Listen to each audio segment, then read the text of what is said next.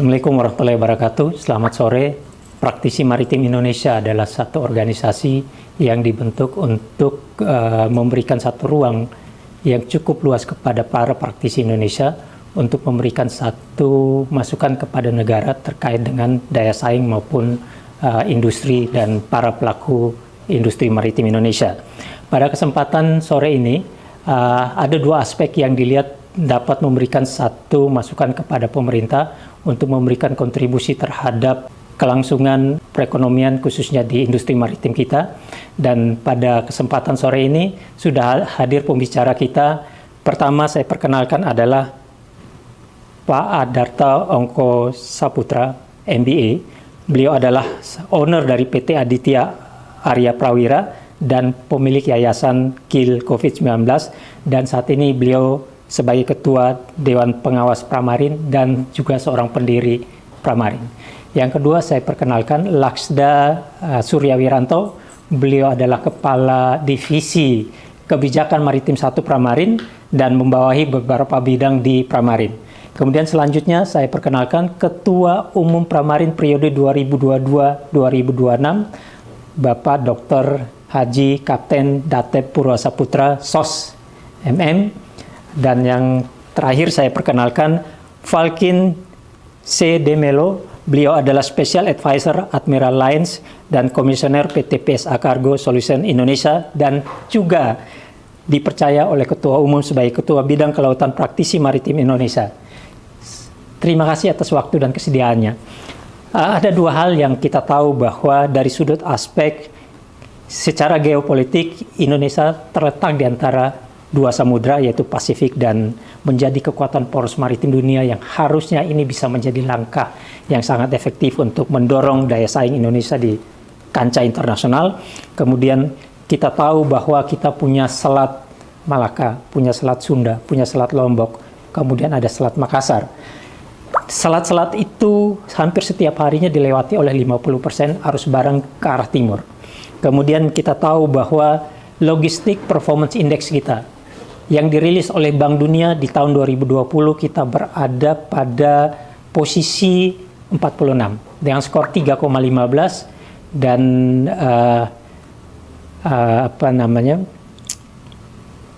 cost logistiknya itu adalah masih di kisaran sekitar 23,5%. Kalau kita bandingkan di negara ASEAN saja, posisi kita itu di bawah Singapura, kemudian di bawah Malaysia, kemudian di bawah Thailand, dan terakhir kita kalah dari Vietnam. Ini yang kita harus sadari, dan kita tahu juga bahwa sumber daya manusia dan aset kita yang segitu banyak tidak cukup mendominasi posisi strategis maupun selat-selat yang dimiliki oleh Indonesia. Kemudian kita tahu bahwa Indonesia memiliki satu bonus demografi yang secara jumlah terbesar 4 di dunia. Tetapi apakah keberadaan selat-selat itu di Laut Indonesia dapat memberikan dampak secara ekonomi atau tidak? Praktisi Maritim Indonesia, saya ingin dapat sedikit rekomendasi. Pertama saya minta kepada Pak Falkin, apakah dimungkinkan selat-selat ini dikomersialkan untuk memberikan satu dampak ekonomi terhadap Indonesia? Ya, terima kasih ya Pak Moderator dan Pak senior saya ya untuk peluang ini untuk bicara hari ini. Ya, kalau saya lihat ya Pak, kalau kita ada aspirasi yang jangka panjang itu untuk yang shipbuilding dan banyak kapal akan pakai bendera Indonesia, tapi itu jangka panjang. Kita harus pikir gimana caranya masyarakat kita, SDM kita bisa maju di jangka pendek ini. Dan kalau saya lihat kalau dengan pakai yang selat-selat yang kita punya, kalau ya Malaka, Lombok, Sunda dan mungkin Makassar itu bisa quick win. Karena dari itu kita bisa lakukan ship to ship service, change, ship agency, chandling, mungkin kapal tunda juga. Jadi low hanging fruit, lower investment ya, compare ke yang lain-lain. Dari itu SDN kita bisa naik ya, dan IMO udah pernah akui yang kita ada hak ya untuk Selat Sunda, tapi itu cuma dari high level, sampai sekarang belum bisa commercialize.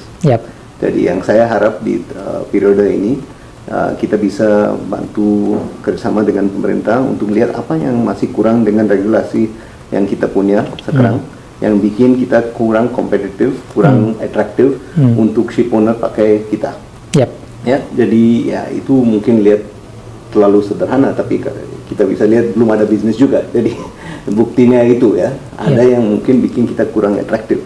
Dan kenapa? Kalau Bapak tadi bilang kan kita yang geopolitik yang sangat important kan untuk dunia ini. Kita udah bisa lihat situasi di Ukraine bisa pengaruh kita di sini juga.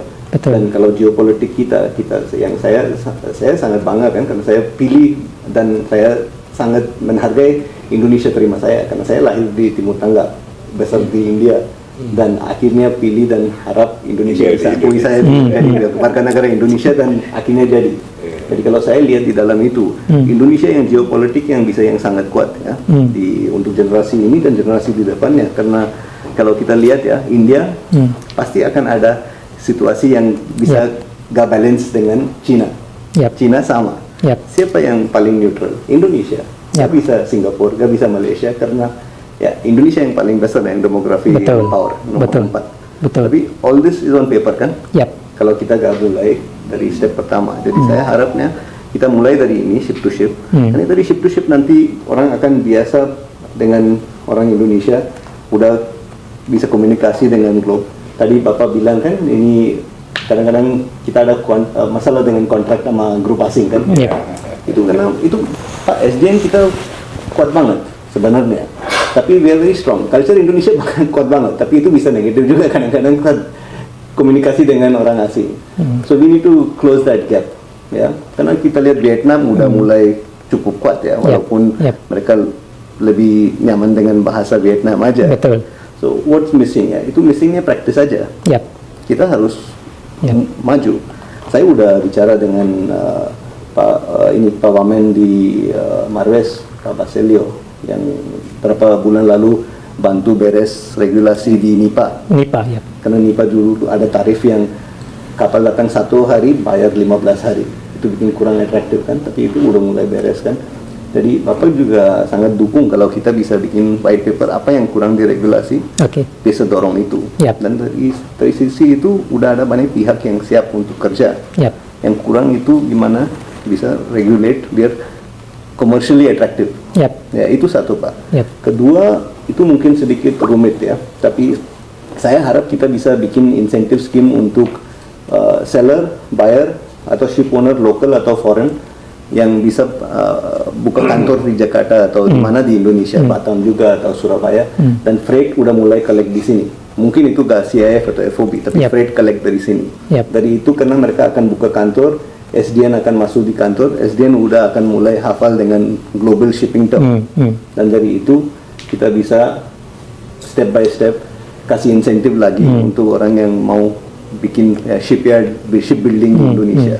Kalau kita langsung ke situ gak akan berhasil, karena yang beberapa tahun lalu juga ada dari pemerintah kan mau dorong CIF, tapi itu lebih dari dorong. Yang business doesn't work by push ya, itu harus butuh insentif. Tapi saya udah ada idea, tapi saya mungkin kurang untuk teknisnya kan. Saya sering tiap hari kerja sama global ya, walaupun di Singapura atau Dubai atau India, China. So how to close that gap yang saya harap di periode ini dengan semua kolik kita di Pramarin bisa bikin yang white paper dan yang tetap untuk close the regulation dan bikin insentif yang pemerintah bisa kasih yang can be accepted by everyone. Ship owner, exporter, buyer juga. No problem bayar di India tapi pay freight in Jakarta daripada Singapura atau Dubai. Gitu Pak. Pak Surya Wiranto, kita tahu bahwa saat ini kebijakan terkait dengan keamanan maritim kita itu masih menjadi satu tanda tanya besar, di mana kita masih mempermasalahkan terkait siapa Coast Guard kita. Terakhir keluar yang namanya PP 13 tahun 2022 yang menginisiasi menempatkan Bakamla kita sebagai pengambil kebijakan tertinggi untuk memastikan keamanan di laut. Dan yang kedua, kita tahu bahwa industri pelayaran kita, salah satu masalah yang dihadapi saat ini adalah terkait dengan penahanan oleh teman-teman penjaga keamanan kita yang merupakan dampak yang sangat besar terhadap cost operasional dari teman-teman pelayaran kita. Kira-kira menurut Bapak, apa yang harus dilakukan oleh negara untuk memberikan kenyamanan terhadap para pelaku industri kita, terutama pelayaran, untuk memberikan satu ruang yang aman untuk mereka bisa melakukan satu kegiatan yang memiliki daya saing yang sangat tinggi, sehingga mereka bisa menjadi satu bagian yang bisa equal itu bersaing dengan teman-teman pelaku industri dari luar sana. Gimana menurut Pak? Ya, terima kasih. Jadi saya ingin berpendapat ya bahwa tadi dikatakan perairan kita itu sangat luas ya, secara geostrategi maupun geoekonomi itu sangat strategi karena dilalui oleh lebih kurang 70% perdagangan dunia itu lewat laut, dan pastinya akan lewat di selat-selat kita, maka selat Malaka, Singapura, atau RP1, RP2, RP3. Betul. Karena lokasi kita ini di tengah-tengah, makanya kita sebut poros maritim kan berada di tengah. Nah, sudah diadakan program-program tol laut ya untuk melancarkan pendulum barat timur dan juga poros maritim dunia untuk yang ke luar negeri. Nah, kalau berkaitan dengan tatanan keamanan di laut, ini memang perlu ditata kembali. Karena regulasi kita di bidang kelautan kemaritiman terlalu banyak. Dan itu melibatkan 13 instansi dan 7 instansi yang bergerak di laut. Nah, di sini terjadi kebingungan bagi pengguna laut. Ya, karena baru berangkat dari pelabuhan sudah diperiksa di bandar paling tidak. Keluar sini mungkin pelaut, bea cukai, angkatan laut. Nah, ini yang menyebabkan kos tinggi. Betul. Ya. Nah, kenapa perlu kita Coast Guard? Ya, Coast Guard itu yang menurut kajian saya sebagai single agency multitask. Cukup satu saja di negara ini. Sehingga koordinasinya mudah. Betul. Tidak seperti sekarang. 7 instansi gitu loh. Ya. Bahkan siapa yang menjadi Coast Guard ya silakan aja pemerintah ya. Nah, sementara ini memang yang leading kan Bakamlah yang sudah ditunjuk oleh Kemenko Polhukam maupun Kemenko Marinvest. Sudah ada dan oleh Presiden. Nah, tadi disebutkan juga PP-nya sudah ada, itu merupakan turunan daripada Undang-Undang 32 tahun 2014 tentang kelautan. Nah, kalau Coast Guard ini sudah terbentuk, Pak, apa yang dikhawatirkan oleh para pengguna maritim atau praktisi maritim itu sangat berkurang, bahkan tidak ada. Saya jamin itu, Pak. Karena satu komando, satu kendali, Pak. Kenapa perlu satu juga, Pak? Ya, negara kita ini sangat luas, Pak. Uang kita sangat terbatas untuk ngurusi pengamanan seluruhnya. Kenapa kita harus banyak stakeholder yang melaksanakan itu? Ya. Ngurusi kapal, Pak, ini sama dengan kapal-kapal sipil lah ya.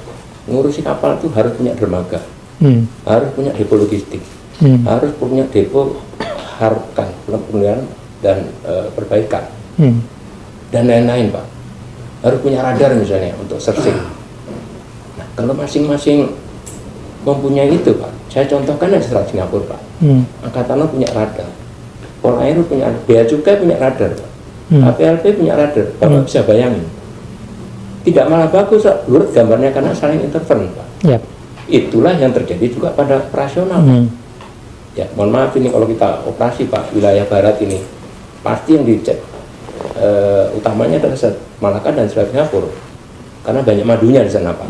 Betul. Ya kan? Sekarang kapal bea cukai contohnya keluar dari Jakarta, pasang kacamata kuda, Pak. Pokoknya tujuan saya sana karena urusannya penyelundupan. Dia tidak peduli dengan tidak pidana pelanggaran yang ada di perjalanan, Pak.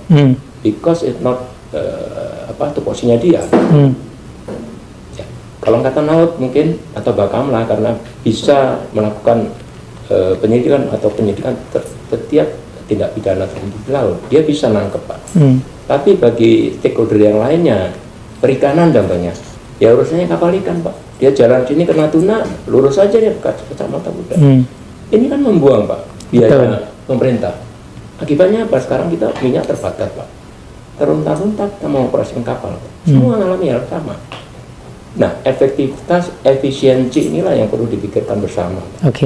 Ego sektoral itu harus kita hilang. Gimana caranya? Ya ini, kepentingan negara yang ditamakan. Bukan kepentingan stakeholder masing-masing itu. Mau tidak mau, kaitannya apa? Regulasinya, Yep. Ya, sudah ada Omnibus Law, kemaritiman Omnibus Law juga dong. Pak, berkait dengan single agent multitask, Ya. di mana kewenangan menurut PP 13 tahun 2022 memberikan kewenangan kepada Bakamla sebagai poros dari semua kebijakan terkait dengan pertahanan di laut. Ya. Apakah dimungkinkan itu dieksekusi? Karena sebenarnya lembaga-lembaga lain seperti Angkatan Laut, Polairut, itu kan punya undang-undang tersendiri terkait dengan kegiatan mereka di laut. Dan yang kedua, mereka hadir lebih duluan di sana. Yang ketiga, masalahnya Undang-Undang Nomor 32 tahun 2014 tidak memberikan kewenangan penyidikan kepada Bakamla. Apakah itu dimungkinkan jalan, Pak? Ini menarik, Pak. Secara hukum, Pak, Ya. dokter hukum. Jadi perlu saya tegaskan bahwa tadi pertama, Pak, kita perlu Omnibus Law, Pak, Iya. menyatukan semua perundang-undangan. Kalau tidak, ya seperti ini. Yap. Semua kesulitan, utamanya pengguna laut, Pak. Yap. Nah, cukup 1-2 undang-undang saja. Betul, Pak. Ya, yang menyatukan semuanya. Ini berkaitan keamanan, Pak. Ya. Kalau tidak tadi masing-masing punya tupoksi Yap. yang kita nggak bisa menafikan itu, Pak. Betul. Ya. Nah, harapan kita ini kalau sudah ada Coast Guard nanti, Pak, ya sudah semuanya dilebur gitu loh, Pak. Yap. Ya, cukup satu saja. Sehingga efektivitas, efisiensi pengeluaran uang negara untuk operasi itu terjamin, tercapai. Betul, Pak. Dan efektivitas operasi tercapai juga. Ya. Dan untuk keamanan terhadap bapak-bapak ini yang beroperasi menjalankan kegiatan di laut tidak seperti sekarang, Pak. Sekarang ini keluar sedikit, tadi saya ceritakan, tangkap angkatan laut, ditangkap bea cukai, tangkap ini, tangkap itu. Yep. Karena mereka punya wewenang di undang-undangnya. Yap. Nah, ini kan undang-undang regulasi yang harus kita perhatikan, Yap. yang harus kita satukan gitu. Yep. Nggak ada lagi nanti ekosektoral. Oke. Bahwa sekarang pemerintah itu mengarahkan Bakamla, ya karena Bakamla itu dulu diciptakan oleh TNI Angkatan Laut, Pak, Yep. sebagai kekuatan pengganda Yap. awalnya itu, Pak. Mungkin kalau dikatakan ketuaan, saya kira juga dia tidak mudah, Pak. Kalau Bapak hanya lihat Bakamlanya, ya kelihatannya baru tampil berapa tahun yang lalu, Pak. Tapi personilnya. Ada Bakamla, Pak. Yap. Itu sejak tahun 72. Oke. Ada kesepakatan 3 menteri untuk membentuk Bakamla 72. Baik. Kemudian berubah sampai yang Bakamla sekarang, Oke. sampai akan berubah menjadi Coast Guard. Oke, terima kasih Pak Surya.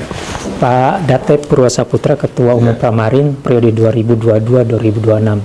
Apa yang disampaikan oleh Pak Falkin bahwa ada satu potensi besar terhadap tingginya kebutuhan akan pelaut-pelaut kita dan pelaku industri maritim terkait dengan pengembangan dari selat-selat itu untuk menjadi potensi ekonomi baru bagi Indonesia. Kita tahu bahwa masalah sumber daya manusia terutama pelaut kita itu rasanya itu nggak punya daya saing. Secara level perwira di dunia kita berada pada ranking 3 dunia. Untuk rating kita berada pada level 4 dunia. Dan kita tahu bahwa komunikasi adalah menjadi masalah yang paling serius yang harus didorong untuk memberikan mereka punya daya saing. Yang kedua, problem solving adalah masalah yang sangat besar juga yang harus kita dorong agar mereka punya cara untuk bagaimana bisa hadir sebagai satu strategi dan bukan sebagai pelaut. Menurut Bapak, apa yang harus dikembangkan SDM kita baik maritim maupun pelaut untuk bisa mengambil kesempatan terkait dengan kesempatan untuk kita bisa mengakomodir semaksimal mungkin selat-selat kita ini menjadi satu ruang ekonomi baru bagi negara kita. Ya, baik, terima kasih moderator. Sebelum saya jelaskan apa yang ditanyakan, saya ingin menyampaikan 2 hal tadi ya, berkaitan dengan TSS, prefix partisipasi, yang terkait dengan Gakum yang sudah disampaikan oleh ahlinya lah. Pak Wiranto ini yang ahlinya di bidang itu. Beliau ini kan mantan dari Bakamla ya. Di TSS itu payung hukumnya adalah Correction Regulation 72. Betul. Pasal 10. Bahwa semua kapal yang lewat di jalur tidak boleh kapal lain merintang. Dia harus tertib berjalan di alurnya. Biasanya di alur kanan di bagian pemisah lalu lintas. Betul. Terus tadi kapal kecil nggak melintang, dia harus memunyikan beberapa isyarat. Yep. Kalau dia menyusul atau dia mendahului atau mungkin dia ragu-ragu, itu harus memunyikan. Misalnya menyusul sebelah kanan, dia harus memunyikan suling dan sebagainya. Yep. Nah, ini harus, ketertiban ini harus diatur oleh suatu negara yang memiliki wilayah tersebut. Yep. Contoh Inggris Channel, ya. Betul. Inggris itu di sana kalau melewati alurnya Selat Inggris, semua harus sertifikasi. Lewat sana harus sertifikasi. Yep. Sebelum ada korek itu apa STCW, kita harus disertifikasi. Yep. Saya pernah latihan di Bremen itu hanya untuk sertifikasi karena dia mau lewati gitu kapal pelni dulu, ambil dari Jerman. Yep. Semua kru harus training dulu. Yep. Jadi di regulasi itu tidak ada aturan yang mengatur bahwa wajib untuk membayar, tidak ada. Yep. Tidak ada wajib untuk dikomersialisasi. Tapi komersialisasinya karena menggunakan jasa pilot ya, pandu, Yep. jasa navigasi, Yep. BTS ya, apa namanya itu, Vessel Traffic Traffic System. Nah, ketika dia menggunakan fasilitas itu, ada jasanya. Jadi kita memang belum bisa memanfaatkan peluang ini. Betul, Pak. Gitu ya. Jadi di sini memang negara harus hadir segera untuk bagaimana mengoptimalisasi dari semua alur pelayaran sipil kita bisa menjadi penghasilan buat negara. Contoh di Malaka ya. Malaka itu kita sudah memperoleh apa namanya jalur untuk menggunakan TSS itu. Jasa pandu sudah kita siapkan. BTS sudah ada. Cuman orang kan menggunakan fasilitas itu kan tergantung shipping. Perusahaan pelayaran menggunakan mana? Tergantung ya menggunakan punya Indonesia atau punya Singapura atau Malaysia. Betul. Singapura dan Malaysia ini dia kerjasama. Ya kan? Jadi memiliki kekuatan yang luar biasa dan dia punya pengalaman dan juga dia udah SDM-nya sudah memiliki kompetensi yang cukup. Nah kita ini dalam memarketnya ini kurang menurut saya. Di sinilah makanya kita praktisi maritim bagaimana mengoptimalisasi untuk bekerjasama dengan para shipping supaya menggunakan jasanya pemanduan atau namanya lewati TSS itu oleh para ahli oleh para perusahaan pelayaran dioperasionalkan oleh Perindo. Kalau ini Perindo 1 walaupun disubkan lagi menjadi oleh Perindo 4 nih. Anak perusahaannya Perindo 4 nih yang Perindo 3 yang mengoperasikan. Setahu saya ya. Ya. Memang idealnya di situ perusahaan Perindo yang diserahkan itu sebetulnya Batam. Menurut saya karena Batam itu kan itu pekarangnya mereka dulu lewat situ. Nah, cuman belum kelihatan ya. Mungkin dari BP Batam harus bagaimana mengoptimalisasi, dia mengadakan pendekatan pada pemerintah supaya dia diberikan kewenangan itu sehingga mendapat penghasilan. Sekarang ini setahu saya hampir 3.000 lebih itu setiap hari itu pulang balik. Indonesia cuma 220 kapal. Artinya ini terlalu sedikit lah. Nah, padahal yang memarket Singapura dan Malaysia juga orang kita juga, ya. Para pelaut kita juga ya. Mungkin ini terkait dengan masalah kesejahteraan dan sebagainya kan. Betul. Nah itu saya rasa begitu. Kita harus bagaimana mengoptimalisasi fasilitas ya yang disediakan termasuk juga Selat Sunda, Selat Bali, Selat Lombok, Selat Alor. Kan gitu yang sebetulnya semua selat boleh tuh. Fasilitasi BTS-nya, fasilitasi orang pandunya. Seperti yang tadi disampaikan Mr. Seven. Falcon ya. Di Selat Sunda itu sudah diizinkan oleh AIMO. Di fasilitasi, tetapi belum bisa dikomersialkan. Apa komersialnya? Mungkin SDM kita terbatas, operator kita terbatas. Enggak, kita operator standby 24 jam. Cukup nggak operator kita untuk selalu standby memfasilitasi kapal-kapal besar di situ? Padahal itu hampir setiap hari lewat situ. Betul. Bahkan dia ada tadi disebut dengan atau STS ya, STS to ship ya. Itu di Selat Malaka itu, Teluk Semangka saya lihat itu ya, banyak di situ. Nah, sampai di mana pengoptimalkannya ship to ship ini memberikan kontribusi pada negara kita nggak tahu. Betul. Itu perlu data ya. Betul. Saya pernah meneliti itu, gitu ya. Jadi setahu saya juga hampir 24 kapal setiap hari lewat situ. Itu belum menjadi penghasilan negara. Dan ada kelemahan di kita berkaitan dengan masalah aturan namanya UNCLOS ya, UNCLOS 82 mengatur tentang masalah batas wilayah. Betul. Indonesia diberikan ke penambahan luas dengan JTE. Kita bangga dengan JTE waktu itu. Wah, senang aja. Ya, Saya berpendapat JTE itu omong kosong itu. Tidak memberikan kontribusi pada negara.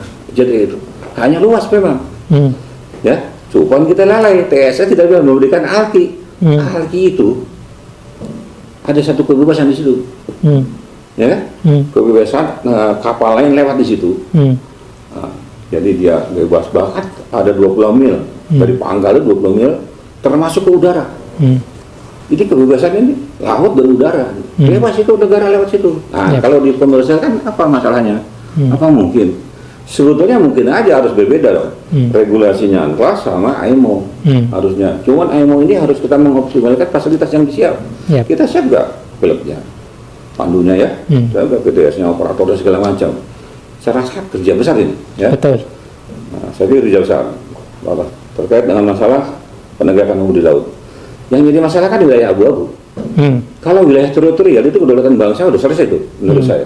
Itu wilayah polisi, hak polisi mengatur kedaulatan polisi 12 mil. Hak angkatan laut. Yang jadi masalah kan 200 mil itu. Itu kan wilayah abu-abu, wilayah siapa itu? JTE. Ya kan? Walaupun di 12 mil juga ada persoalan juga di situ. Kapal niaga itu biasanya pengaturan hukumnya ditegakkan oleh non militer. Gitu ya. Biasanya adalah Coast Guard itu kan sipil. Coast Guard itu jelas Undang-Undang 17 tahun 2008 di pasal 267 sampai 281 mengatur tentang ICGI International Coast Guard ya. Nah, di situ diatur. Cuman Undang-Undang 32 tentang kelautan ya mengatur juga masalah itu. Jadi ini keduluan daripada bahkan lah ini lahir. Nah, tentunya kalau menurut saya ini persoalannya bukan persoalan tidak terlalu sulit. Jadi kebijakan pemerintah harus tegas saja. Ya kan? Kan perlu atur negara yang ngatur, presiden yang mau ngatur. Udah mau pilih mana nih? Mau mengacu pada Undang-Undang 17 apa Undang-Undang 32? Cuma kalau mengacu dua undang-undang ini itu belum punya kewenangan yang luas. Idealnya Coast Guard itu diatur oleh undang-undang supaya dipimpin oleh setingkat menteri. Kalau dia diatur oleh undang-undang 17, dia hanya setingkat direktur. Terbatas anggaran, terbatas fasilitasnya. Karena KPLP yang ada ini bukan Coast Guard. Itu dia mengacu kepada TZNKO atau Organisasi Kapal tahun 39. Jadi dia tidak punya kewenangan anggaran yang cukup. Jadi sampai saat ini kita memang belum memiliki Coast Guard yang dibilang tadi sama Pak Ali ada dalam rangka fungsi penyidikan. Karena fungsi penyidikan itu hanya kewenangan pada Angkatan Laut dan PNS. Betul. Ya, sesuai undang-undang seperti itu. Tapi pada kenyataannya kan semua ada pemeriksaan itu. Kalau menurut saya ada keinginan aja, ada goodwill dari pemerintah untuk segera mengeluarkan undang-undang atau perpu. Itu penting dulu. Karena ada kebutuhan negara apabila negara bisa melaksanakan penegakan hukum di laut. Memang saya pernah meneliti ada 38 undang-undang yang mengatur tentang hukum laut. Waduh semuanya. Pak Surya juga sudah meneliti itu 38 undang-undang. Itu pemimpin saya ya. Apa namanya itu? Pembina kami ya. Saya di Trisakti sebagai ketua tim. Ketua tim untuk membuat rumusan masukan perpu. Karena kalau undang-undang prosesnya pasti lama. PP nggak mungkin, nggak angkat. Udah, kita butuh di laut. Karena satu-satunya negara di dunia ini ya salah satunya itu yang nggak memiliki Coast Guard adalah Indonesia. Ini persoalannya. Terkait masalah SDM sumber daya manusia kita tidak memiliki dijual, salah besar. Ya, saya sudah riset semua fasilitas yang dimiliki oleh sekolah-sekolah pelayaran di dunia ini Indonesia paling good. Apa bagus, ya? Mana yang tidak? Dulu saja Gus, di atas tubalnya hampir 100, paling sedikit 450. Ada yang 500, ada yang 600. Ya, cuman dia pasar belum bisa melihat nih bagaimana potensi kita. Harus negara hadir di sini.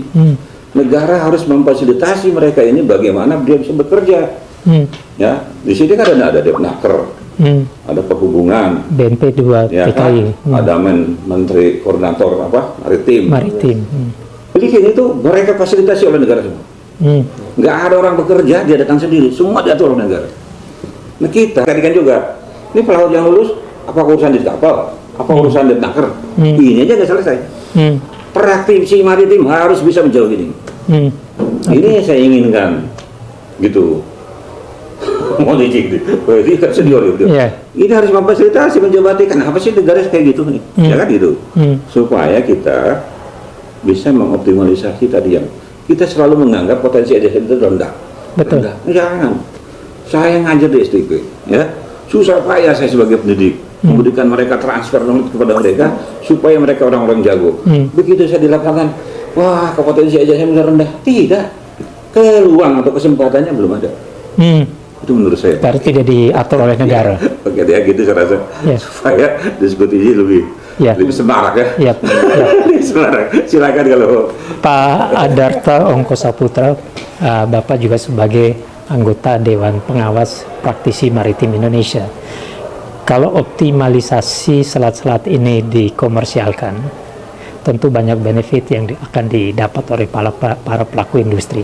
Contoh saja mungkin cold chains, ya, kemudian logistik supply, ya, mungkin juga BBM supply di jalur-jalur alki yang sudah disebutkan Pak Surya Wiranto.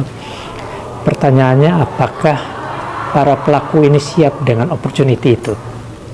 Oke, terima kasih ini Sekjen, teman-teman, terima kasih. Komersialisasi selat-selat ini, kalau saya lihat sudut selat Sunda ya, ini memang udah dibahas bukan baru. Betul. Sudah lama sekali, puluhan tahun dibahasnya. Tetapi itu tadi, apa yang dibahas ini tidak melibatkan unsur-unsur yang memberikan masukan kuat buat pemerintah. Jadi ngomong kasarnya itu kalau dia kalah dulu gitu. Yang menang ya yang existing, yang ada. Tapi kalau dari saya melihat, kita lihat bahwa komersialisasi itu, kalau saya boleh omong, itu bagi dua. Ada mikronya, ada makronya. Ya, yang dilihat dari sisi mikronya itu apa, dilihat dari sisi makronya apa. Tidak bisa dicampur. Kalau kita misalnya ambil mikro, oke, siapkah kita dengan peralatan pendukung? Ya, misalnya kapal-kapal tugboat, ya, yang untuk assisting tug di situ kita siap. Kembali lagi Pak Ketum sampaikan, siap nggak kita dengan SDM-nya? Siap tidak? Nah, ini ada kendalanya yang di situ juga Pak Ketum. Ini kalau kita bicara masalah mikro ya, yaitu operasional. Berapa banyak minyak yang hilang di laut? Ya. Kalau kita bicara tadi keamanan, keamanan orang, keamanan minyak. Berapa banyak minyak itu yang hilang di laut yang menyebabkan logistik kita itu jadi mahal? Tolong kita pikirin, mari Pramarin pikirin bersama. Memang harus ada keberanian menurut saya. Iya, setuju. Keberanian dari semua pihak. Jadi negara harus berani. Setuju banget, Pak. Saya melihat Pak Jokowi ini berani di dunia internasional ya, membuat statement-statement. Jadi itu tadi mikronya. Jadi ini harus kita siap. Kita tahulah itu apa yang terjadi di tengah laut. Di beliau pelaut, saya juga pelaut. Kita tahu apa yang kita lakukan. Ya, tapi yang sudah ya sudah gitu. Bagaimana kita memperbarui supaya negara kita ini lebih baik gitu. Sehingga apa tadi disampaikan, mengenai komersialisasi, saya setuju. Itu pasti mempunyai opportunity yang sangat baik buat kita. Ya. Nah, di sektor keamanan kapalnya, ya, dari para penumpang. Tapi ini yang bikin gak aman ini internal sendiri. Jual minyak. Nah, ini dari sisi mikro. Kalau dari sisi makro, mungkin kita lihat undang-undang yang melindungi. Kemarin saya rasa Pak Presiden kita sudah menandatangani perjanjian. Ada untungnya, ada ruginya. Nah, mungkin nanti kita akan pelajari apa saja yang menguntungkan kita, apa saja yang merugikan kita. Sehingga di dalam pembicaraan ini kita bisa meminimais yang merugikan kita dan memaksimalisasi yang menguntungkan kita. Sehingga dari sisi komersial kita bisa mendapatkan ini. Kita bisa ambil contoh Panama itu udah punya undang-undang sendiri yang cukup bagus untuk selatnya ya, untuk selatnya. Nah, itu bagus, dan juga beberapa daerah di mana itu untuk kanal potong Suez Canal mungkin itu undang-undangnya jelas. Nah ini kita harus bisa memasukin dalam sisi makro. Jadi sisi makro saya melihat yang pertama itu harus ada perlindungan hukum untuk menghindari dispute yang akan terjadi.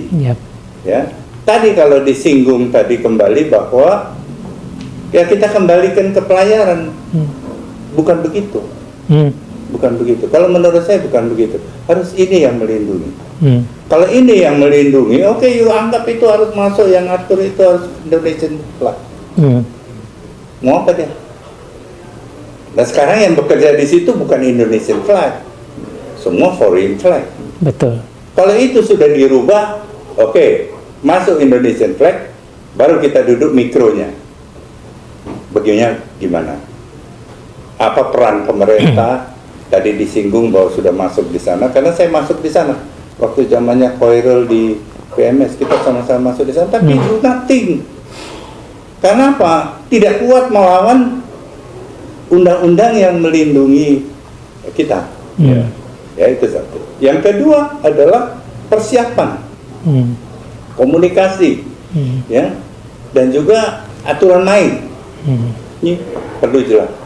Kalau itu udah jelas, jangan takut, karena peluangnya pasti akan terlibat. Dan yang terakhir ini, ada modal nggak?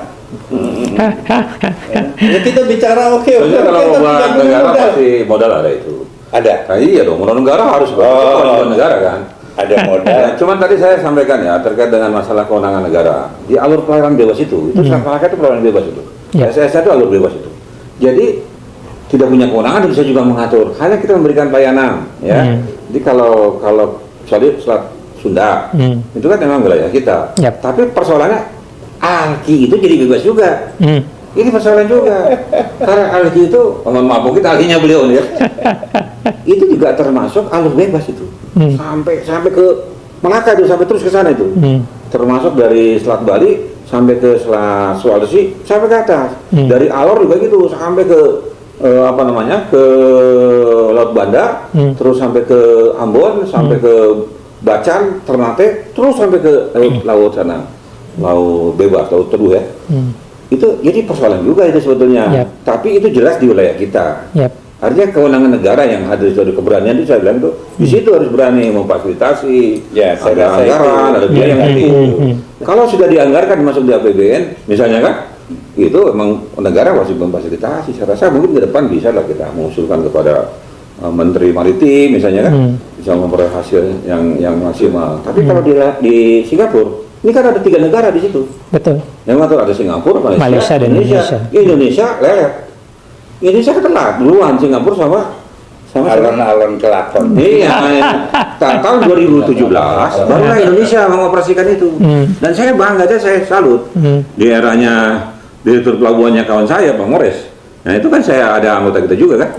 Nah saya selalu mengapresiasi Pak Mores, dari sekian direktur pelabuhan ada Bang Peduli ini bisa mengkomunikasikan, dan Singapura merestui. Nggak gampang karena alurnya sama. Ya kan? Alurnya sama, orang yang mau lewat juga orangnya itu apa-apanya sama, tergantung market loh mau pakai jasa mana. Ya kan? Kebetulan Singapura sama Malaysia dia kerja sama. Nah, kita kalah bersaing di situ. Nah, gitu kan, makanya saya bilang waktu Malaysia di tingkat internasional untuk pelaku-pelaku bisnis kita, coba udah pakai jasa Indonesia aja. Itu kan perlu kerjasama, nggak gampang itu mengkomunikasikan itu. Betul. Karena ada nilai komersialnya. Betul. Itu maksudnya. Ya. Kewenangan negara itu kan sebenarnya diaplikasikan dan diturunkan dalam satu bentuk regulasi. Regulasi-regulasi yang saat ini berlaku hampir di semua industri kemaritiman itu adalah lebih mengarahkan kepada pelaku itu harus mengikuti aturan yang diatur oleh suatu lembaga maupun negara, belum mengarah kepada daya saing. Apakah Bapak sependapat dengan itu, Pak Darta? Saya rasa sepakat saya. Apa yang harus dilakukan dengan itu? Ya kembali lagi seperti tadi Pak Ketum sampaikan. Untuk daya saing itu kita punya 3 unsur. Satu, kembali ke SDM. Orang-orang kita harus mempunyai kemampuan. Kedua adalah teknologi. Kalau kita nggak menguasai teknologi, forget it terhadap itu. Kita harus menguasai teknologi. Teknologi apa saja, termasuk pemanduan, semua itu harus. Dan yang ketiga ini modal. Nggak bisa enggak. Kalau tidak ada modal, kita nggak bisa bekerja. Oleh karena itu tadi saya pikir ya, dari 3 hal ini mungkin pemerintah harus memberikan satu facility lah, atau fasilitas kepada misalnya beberapa perusahaan yang ditunjuk untuk mengelola ini. Saya rasa kesempatan ini Pak Falkin, Bapak kan sudah cukup lama berkarir dan melakukan bisnis di Indonesia. Apakah yang saya sampaikan tadi bahwa regulasi-regulasi kita belum mendukung para pelaku industri untuk meningkatkan daya saing, Bapak juga rasakan pada saat Bapak tiba di Indonesia? Terlalu rumit ya Pak. Terlalu rumit. Ya, karena kita bisa lihat ya antara kementerian dan di BUMN dan di provinsi juga bisa yang overlap ya. Dan untuk kita di sini udah bisa kompleks dan bingung kan, tapi gimana lagi untuk orang asing yang mau kerja di sini. Jadi mereka selalu, saat saya bicara sama teman-teman yang mau ekspansi, mereka selalu bilang ya Thailand, Vietnam dulu, Indonesia nanti ya. Sopan, tapi nanti kapan kan Pak? Karena terkait yang Bapak bilang ya, Bapak bilang ya, saya udah lihat kalau dari geopolitik atau ini udah cerita lama dan masalah regulasi dan SDM mampu tapi gak ada modal atau akses ke pasar kan. Jadi ini udah cerita lama 20-30 tahun. Kita gak bisa ikut yang bisa sukses di Singapura, Malaysia, Vietnam karena udah 30 tahun di belakang mereka kan. Gimana kita bisa jump ahead ya? Kalau saya lihat dari diskusi ini aja ya, ini cuma karena diskusi aja. Mungkin kita harus pikir sedikit beda lagi ya. Mungkin kita harus pikir, karena saya setuju kalau ada modal negara biar bisa lindungi, untuk lindungi dan bikin orang asing. Kenapa saya bilang orang asing lebih nyaman. Mungkin kita pikir seperti PPP dan konsesi. Saya bilang, Selat Sunda kita kasih konsesi ke, saya bicara aja ya, UK atau Rusia atau Singapura, dan bilang ambil konsesi tapi harusnya ada subkon semua Indonesia, SDM 9% Indonesia, 5 tahun 10 tahun. Ide bagus aja. Transfer knowledge sama ini ya. Contohnya Singapura, saya bicara Singapura harus bantu di Selat Sunda karena kalau enggak, terus nanti kita kasih hak kita di Selat Melaka ke siapa? Jadi kita main geopolitik juga. Mungkin kita pikir dikit lateral ya, karena kalau kita ikut yang udah proven sukses yang untuk negara lain, kita udah belakang kan. Contohnya kita bisa bilang Batu Ampal udah 20 tahun di belakang Tanjung Pelapas dan 50 tahun di belakang Singapura. Pengalamannya dia. Dikit beda ya, tapi sama kan. Akhirnya semua cerita kita di maritim sama. Kita belakang semua tetangga kita dan seluruh yang dunia maritim ya. So maybe this is an idea, kita kasih konsesi ke asing, mereka bisa profit, tapi dengan syarat-syarat yang terkait untuk naik SDM kita akan akses ke global, modal campur harusnya ada sedikit dari pemerintah, biar itu terkait regulasi untuk lindungi hak kita saat kasih konsesi ke orang asing. Seperti itulah. Ya, itu yang tadi saya sampaikan. Sehingga transfer knowledge-nya bisa terjadi. Meminimize resiko-resiko yang akan terjadi. Apa risikonya yang bisa merugikan kita minimize. Tapi apa yang menjadi satu opportunity, kesempatan yang bisa menghasilkan, kita maximize. Betul. Jadi sehingga terjadi satu balancing yang apa disampaikan oleh Pak. Baik, Pak Suryo Wiranto, saya pernah melakukan paparan di Kementerian Politik dan Keamanan. Satu yang saya singgung di sana adalah terkait dengan apa yang saya sampaikan tadi, bahwa daya saing industri kita itu tidak mendapat dukungan yang kuat dari negara, terutama dari sisi regulasinya. Pada saat saya sampaikan itu, Pak Menteri Polhukam dan deputinya bilang harusnya semua kementerian dan lembaga sudah harus mulai merujuk pada apa yang disampaikan oleh INSA. Kebetulan saya mewakili INSA pada saat itu, bahwa semua kebijakan sudah harus menempatkan daya saing industri itu equal dengan aturan. sehingga itu bisa memberikan dampak ekonomi yang sangat baik terhadap pelaku itu sendiri maupun devisa terhadap negara, termasuk daya saing. Menurut Bapak, apakah Bapak sependapat dengan pemikiran itu? Ya, kalau saya sangat pendapat ya. Kalau saya dinas di Kemenko Polhukam itu juga Bu Meme pernah paparan masalah itu ya. Terus termasuk masalah-masalah kesulitan di laut karena berbagai instansi yang bergerak di laut itu. Jadi pada prinsipnya memang peran pemerintah ini harus hadir. Hadir dalam arti kata ya membenahi regulasi-regulasi yang ada gitu. Disesuaikan kalau kita mau jadi negara maritim yang besar ya regulasi kita disesuaikan dengan nafasnya gerakan maritim itu gitu. Bukan yang existing banyak regulasi mengenai kelautan. Kemaritimannya masih sangat kurang. Gitu ya. Saya menyinggung sedikit mungkin masalah alki tadi ya, alur itu ya. Yang saya lihat selama ini regulasi tentang kelautannya sudah ada. Kemaritimannya ini tadi Pak Ardata juga nyatakan sudah bertahun-tahun tidak berkembang-kembang ya. Tadi singgung ada TSS, Selat Sunda sama Selat Lombok. Ya. Nah, dulu kita punya ide di MIPA itu menjadi one stop service area. Ya. Kenapa tidak di RG 1, 2, 3 ini yang hari-hari dilewati oleh kapal-kapal dibuat one stop service area? Nah, ini karena saya militer, saya bayangkan dengan apa yang kita kerjakan ya. Kalau di Angkatan Laut ada pemberdayaan wilayah pertahanan. Jadi konteksnya kalau sekarang kita menggerakkan kapal ke Natuna, kan mereka kapal-kapalnya banyak di Jawa, Jakarta atau Surabaya. On the way to the wilayah peperangan itu harus ada satu stop area yang bisa memberikan servis, baik itu servis logistik untuk kapalnya sendiri, maupun servis untuk personelnya, maupun servis untuk amunisi kita bertempur gitu. Nah itu sudah kita siapkan.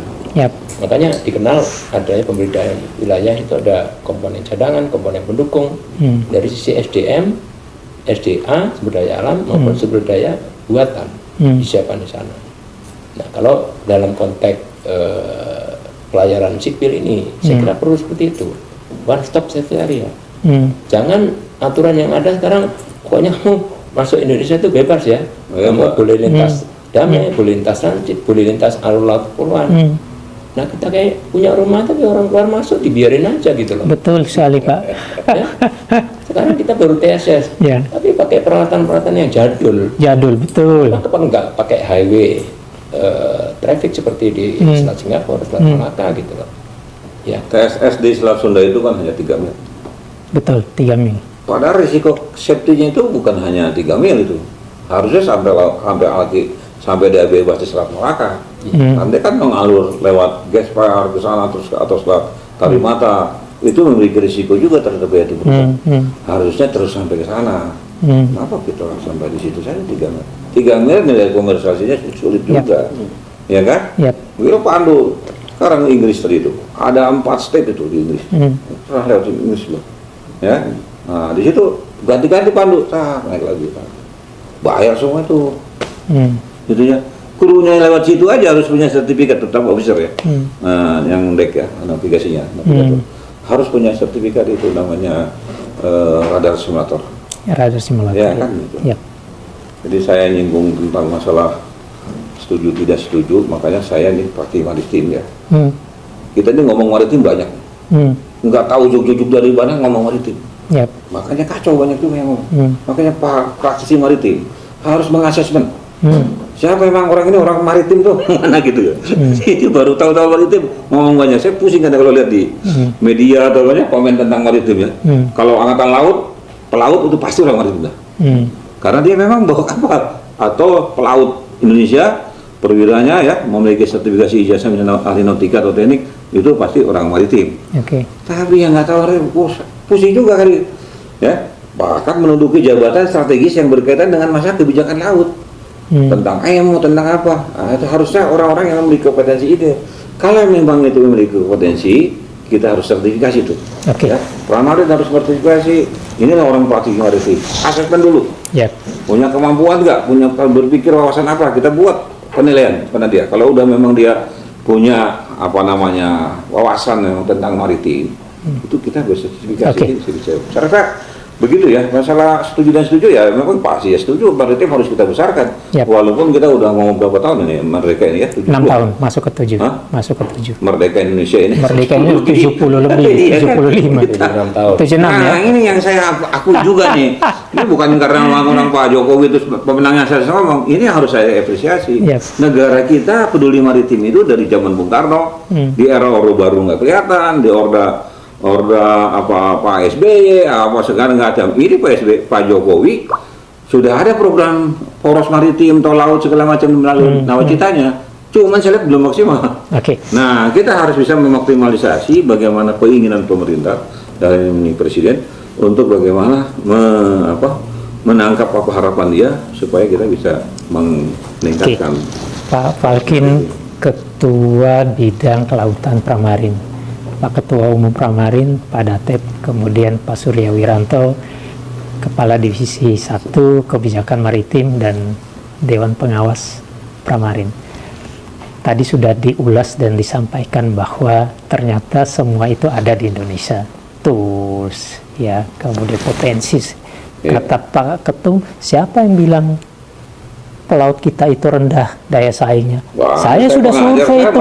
Kalau dia rendah, saya boleh direndahkan dong. Beliau bilang peraturan dan undang-undang sudah cukup signifikan untuk itu. Beliau bilang sebagai pelaku industri, harusnya pemerintah harus hadir untuk itu.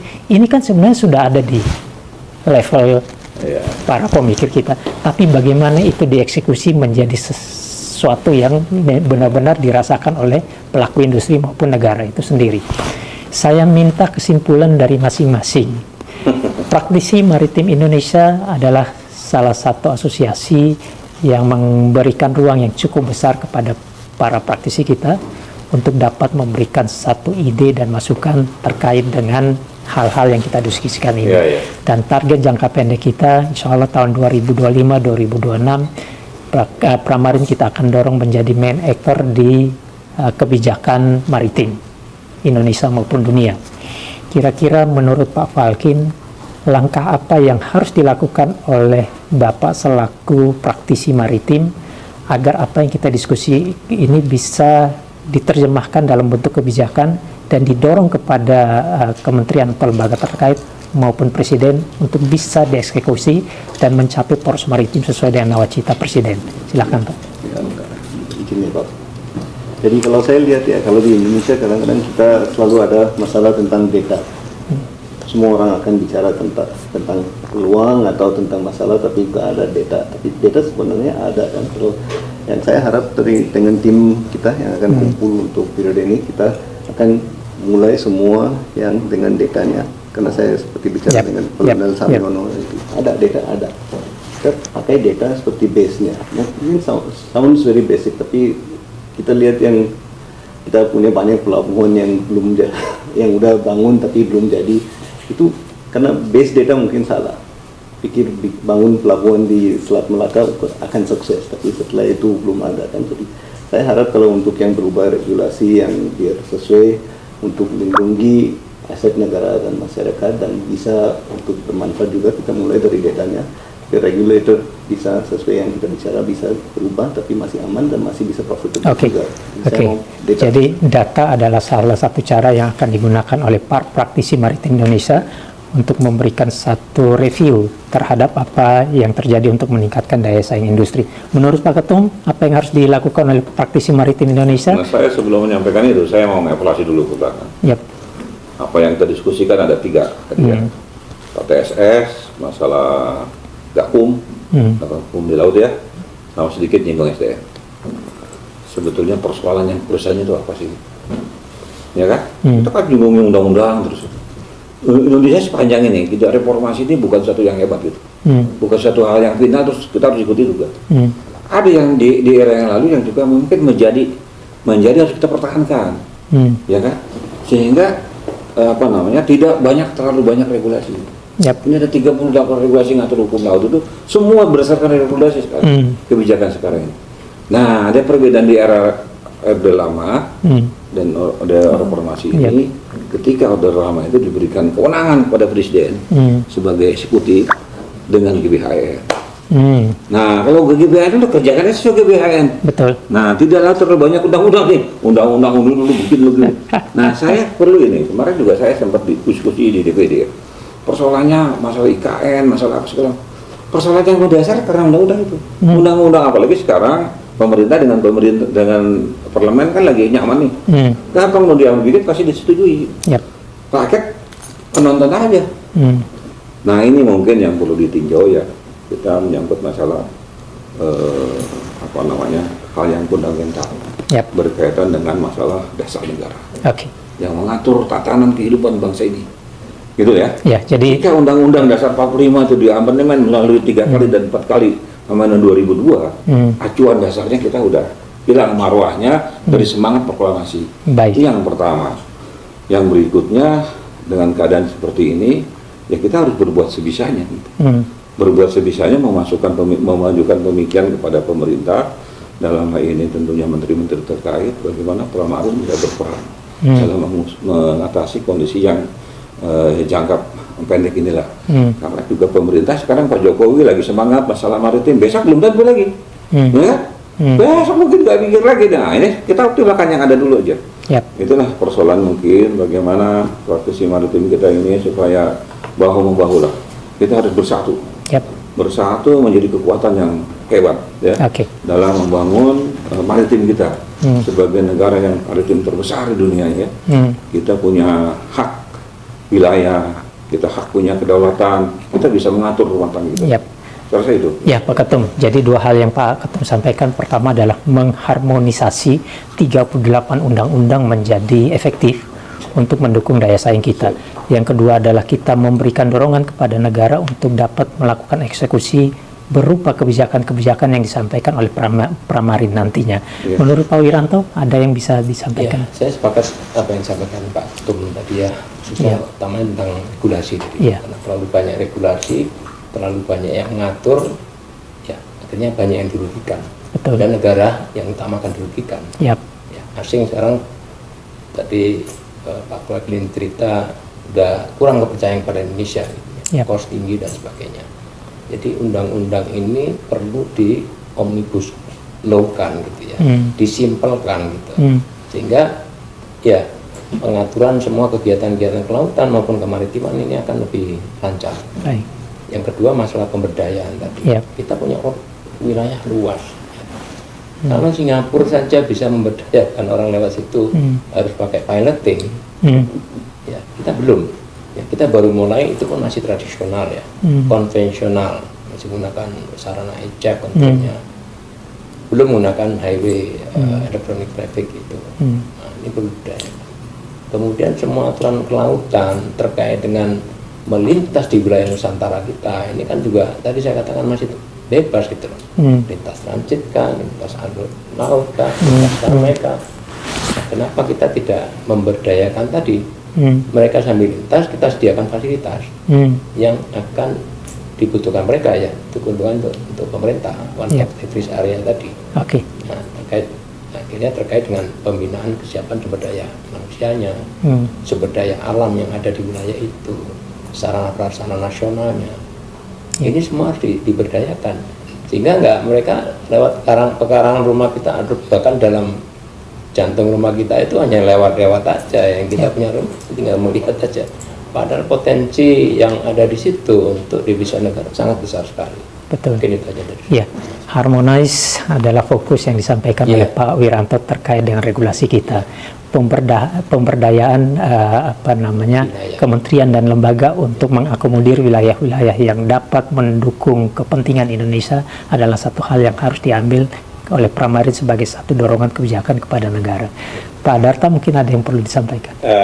Ya dari saya kembalilah ke basic dulu ya. Basic.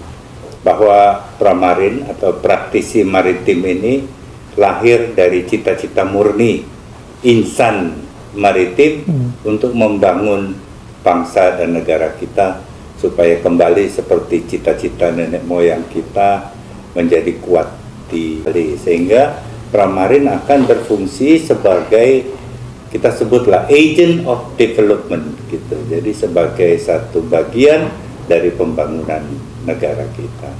Dan terakhir ingin saya sampaikan ya tetap bahwa Pramarin kita adalah software, jadi bukan hardware, sehingga bisa diaplikasikan ke semua pihak, bisa kompatibel, bisa acceptable dari seluruh bagian industri maritim maupun pelayaran, pelabuhan, semua acceptable. Kalau bisa jangan ada yang tolak Pramarin. Gitu ya. Oke, itu aja dari saya. Iya, Bapak Ibu sekalian, pada kesempatan sore ini, para praktisi dari berbagai kalangan dan berbagai akademis telah kita lakukan dalam satu subjek yang namanya Maritime on Talk. Maritime on Talk adalah salah satu program kerja Pramarin di periode 2022-2026 untuk memberikan ruang kepada para praktisi ini untuk dapat memberikan satu pemikiran. Dan insya Allah sebagaimana rekomendasi yang disampaikan oleh Pak Falkin sebagai Ketua Bidang Kelautan Pramarin, Pak Date Purwosaputra sebagai Ketua Umum Pramarin periode 2022-2026, kemudian Pak Surya Wiranto sebagai Kepala Divisi 1 atau BKU 1 Praktisi Maritim Indonesia dan anggota Dewan Pengawas Pramarin, kita akan coba memulai untuk memindahkan apa yang ada di pemikiran beliau-beliau ini, didorong berada pada satu kertas yang dinamakan kebijakan maritim. Kebijakan maritim ini target dari Pramarin dalam jangka pendek adalah akan dirilis setiap 4 bulan sekali, sehingga hal tersebut bisa menjadi satu rujukan kepada pemerintah, terutama kepada Presiden, untuk membawa perubahan yang sangat besar terhadap kemampuan Indonesia jika dibandingkan dengan negara-negara di ASEAN maupun negara di dunia, khususnya adalah maritim. Pak Darto Ongko Saputra, terima kasih atas pemikiran yang luar biasa. Pak Surya Wiranto, terima kasih atas masukan yang sangat baik. Pak Ketum, saya bangga sama Bapak, mudah-mudahan di bawah kepemimpinan Bapak di periode 2022-2026 kita bisa memberikan dampak. Tadi nyinggung tentang bela negara. Yep. Kita belum bicara tentang Natuna, belum bicara Ambalan. Nanti ada waktu. Besok kita bicara. Iya, jadi Maritime on Talk akan muncul 2 kali dalam sebulan. Ya, jadi nanti kita akan bicara dan semua departemen yang ada di setiap divisi itu terwakili oleh setiap asosiasi. Dan ini akan sangat luar biasa. Dan Pak Falkin, terima kasih Bapak mau join dengan Pramarin sebagai Ketua Bidang Kelautan. Semoga data adalah sesuatu yang memang sangat kuat oleh terutama Singapura dan Jepang, kemudian Korea dan Jerman untuk bisa mengungguli negara lain karena dia punya data yang kuat untuk memberikan satu eksekusi maupun rekomendasi kepada negara maupun kepada pelaku industri lainnya. Pada kesempatan sore ini, Maritime on Talk kami tutup. Terima kasih atas semua masukan dan perhatian dari Bapak Ibu sekalian. Selamat sore dan salam maritim.